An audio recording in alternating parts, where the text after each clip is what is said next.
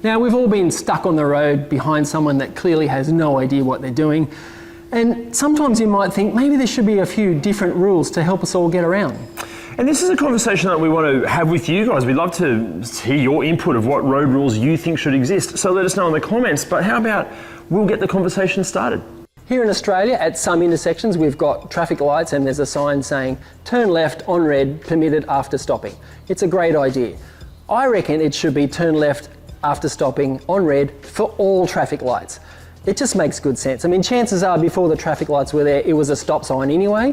Yeah, turn left on red, always. Unless you're in America, then turn right on red. Obviously, as long as it's safe. Now, there should be a rule that at like an intersection or any corner with the green arrow, that there's a maximum amount of space between the car and the car in front. Some people are leaving like 4 and 5 car lengths as cars go around the corner. That means that everyone behind you is going to be stuck there for bloody ever waiting for the next 2 or 3 changes of lights. It should be at most 1 car length between each car going around the corner. Obviously after that, have a safe distance, but 1 car length between the cars going around the corner just makes sense. A huge part of my job is making sure that cars meet the rules relating to road safety standards. On the flip side, there should be rules that say that the roads have to be up to a certain standard. Most are, but in a lot of cases, the local authorities are just terrible at keeping the roads up to a safe standard. New rules. Here's a question for you. Why do some people feel the need to stop 3 or 4 car lengths back from a line at an intersection or a set of lights? The new rule should be that you have to get your car up to that line. Why hang back? Like, all you're doing is, ruining the day for the poor people behind you who possibly can't get out of a driveway or they're stuck back in no man's land back there.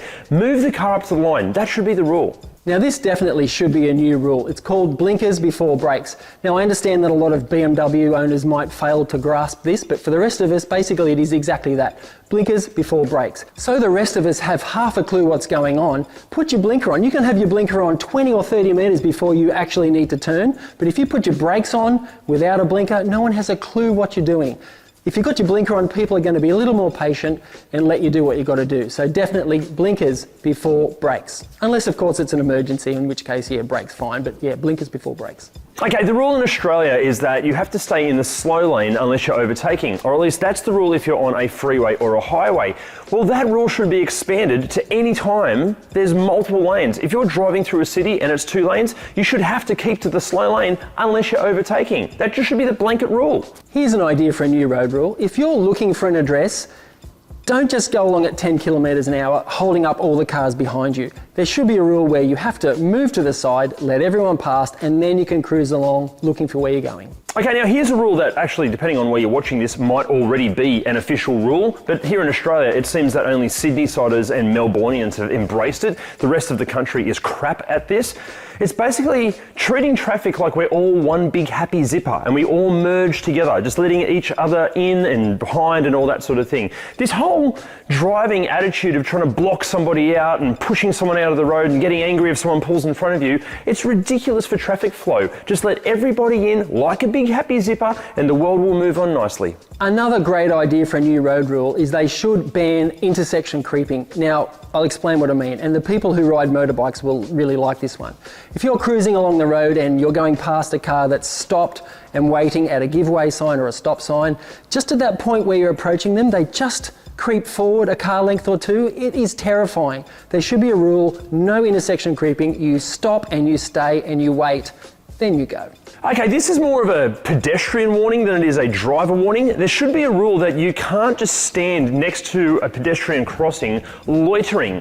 You come driving along and there's someone just kind of wandering around aimlessly either on their phone. Are you crossing the road or not? You shouldn't be allowed to stand there. Either cross the road or piss off. Also, just on pedestrian crossings, there should be a minimum speed that people have to travel at to get across the pedestrian crossing. If you're impaired in any way or have some sort of a medical issue, take as long as you want. But if you're fully able-bodied, you should be across that pedestrian crossing pretty much as fast as you can go. Just kind of sauntering along on your phone. It just holds up everyone's day and just infuriates all of us. There are already plenty of rules around getting your license and keeping your license.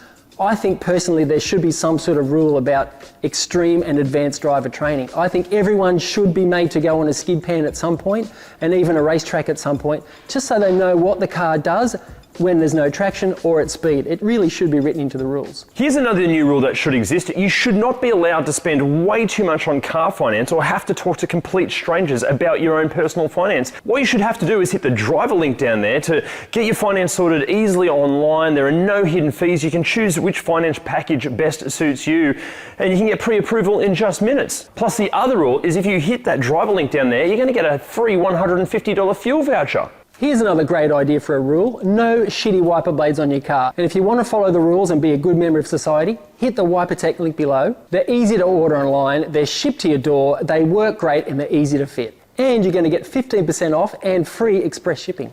Now guys, we know there are probably thousands of other potential road rules that we should include, but we want to know from you, what are they? Let us know in the comments. Yeah, and if there's anything else you want us to talk about like this, just let us know in the comments. Thanks for watching. See you next time.